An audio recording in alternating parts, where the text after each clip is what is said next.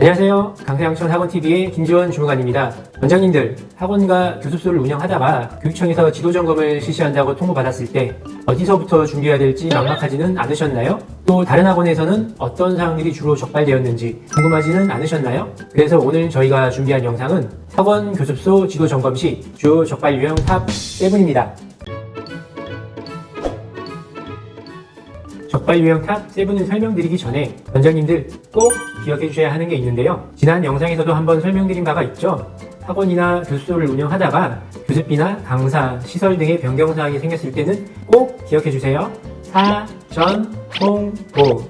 학원 운영 중 변경사항이 발생했을 때는 반드시 교육청에 사전 통보를 해주셔야 합니다. 사전 통보를 꼭 기억해 주시면서 자, 이제 지도점검 시 주요 적발 유형에는 어떤 내용들이 있는지 확인해 볼까요? 교습비 변경 미등록입니다. 실제로 점검 시 가장 많이 적발되는 유형 중에 하나인데요.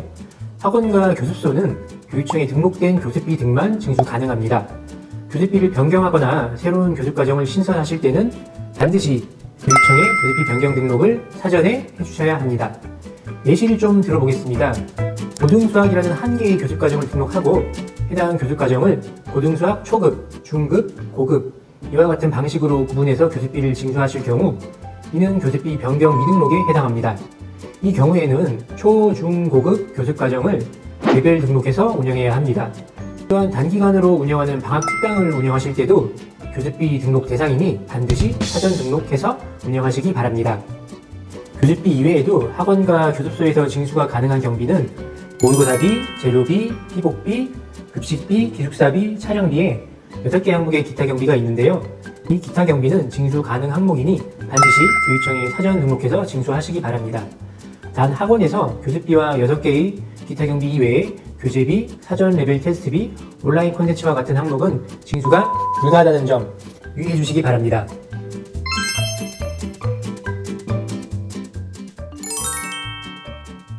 학원에서 강사를 채용하거나 해임할 때는 15일 이내에 교육청으로 꼭 통보해 주셔야 합니다.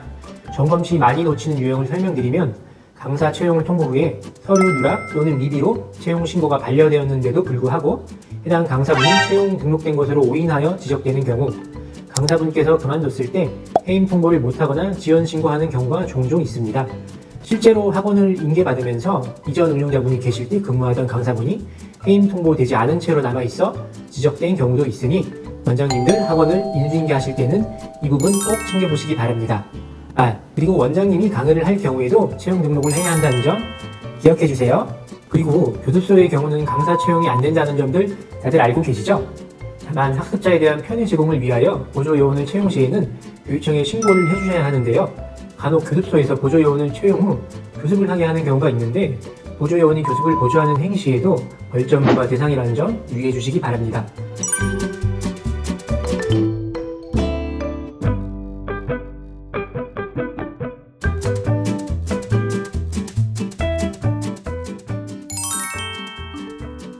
학원이나 교습소의 시설 또는 위치를 변경하게 될 시에도 교육청에 사전 통보를 해주셔야만 합니다. 시설 변경은 강의실을 나누거나 합치는 것처럼 설립 당시 등록된 시설 평면도 내에서 변경사항이 발생하는 경우, 위치 변경은 등록된 교습 장소가 변경되거나 면적이 추가 또는 감소되는 경우를 말합니다. 시설이나 위치 변경이 있을 경우에는 교육청 담당 주무관이 현장 실사 후 적합 여부를 판단하게 되며 변경 절차가 완료된 후에만 변경 신청한 내용대로 운영이 가능합니다. 실들을 분리하거나 합치지는 않았는데 학원에 있는 강의실을 사무실이나 상담실로 변경하여 사용해도 되나요? 안 됩니다. 시설 변경이라는 것은 각 실의 용도를 변경하여 사용하는 것도 포함하는 개념입니다. 실제로 점검을 다니다 보면 강의실을 상담실이나 교무실로 전용하여 시설 기준에 미달하는 사례도 많이 있으니 유의해 주시기 바랍니다.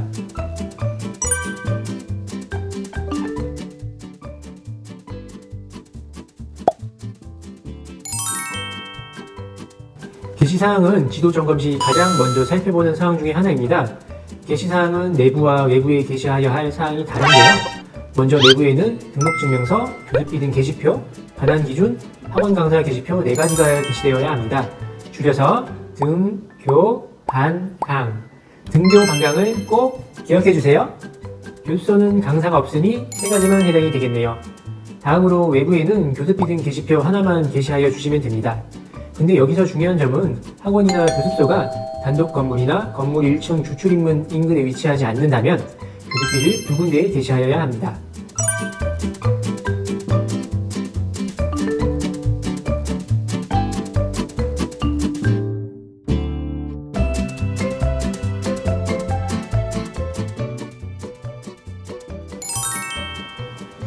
광고와 관련한 부분은 점검을 다녀보면 잘 모르시는 원장님들이 정말 많습니다.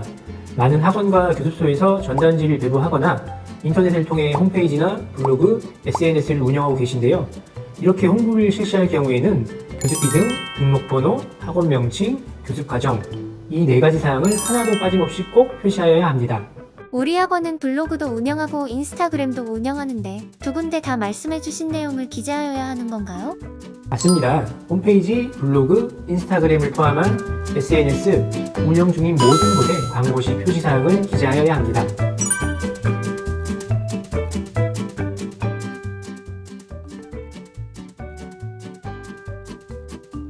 그리고 학원의 건전 발전을 위해서 상급학교 진학 실적과 우수한 성적을 거두었다는 내용의 광고물은 학원 외부나 외벽에 게시하는 행위는 금지하도록 하고 있습니다. 불특정 다수가 볼 수 있는 장소에 해당 내용의 광고물을 게시하는 것은 학생 동의 여부와 상관없이 불가능합니다. 그리고 또 하나 명칭 사용 위반에 대해서 설명드리겠습니다. 학원과 교습소 명칭을 게시하거나 광고 시에는 교육청에 정식으로 등록된 명칭만을 사용하셔야 합니다. 홈페이지나 블로그를 통해 학원을 홍보하면서 유아대상 어학원의 경우 유치원 또는 키즈스쿨, 음악학원의 경우 아카데미라는 명칭 사용으로 적발된 사례가 있습니다. 블로그나 인스타그램의 해시태그를 통해서도 신고된 정식 명칭 외에 학교나 유치원 등의 명칭을 사용하지 않도록 주의해 주세요.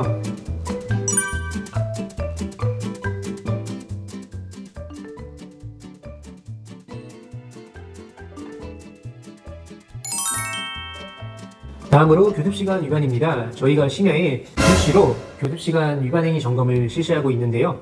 서울시 교육청의 경우 조례에 근거해서 학교 교과 교습학원, 교습소, 개인과외 교습자의 교습은 밤 10시까지로 제한하고 있습니다.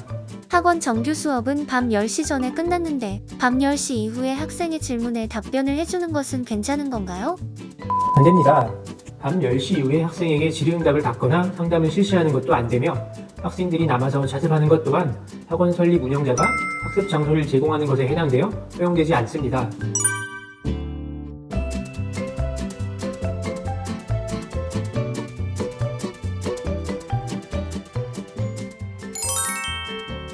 마지막으로 무단 휴폐원에 대해서 설명드리겠습니다.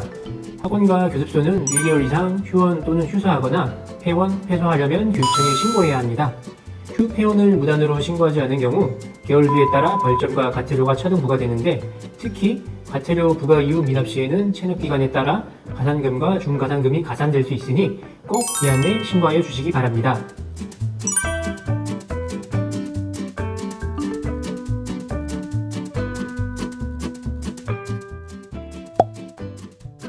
이상으로 학원, 교습소 지도점검 시 주요 적발 유형 7가지에 대해서 알아보았습니다. 이 외에도 학원과 교습소에서 준수하셔야 할 다양한 내용들을 우리 교육지원청 홈페이지에 게시해 두었으니 댓글의 링크를 참고하셔서 확인해 주세요. 이상 강서양천 학원TV였습니다. 강서양천 학원TV 구독과 좋아요 안 하면 섭섭해요.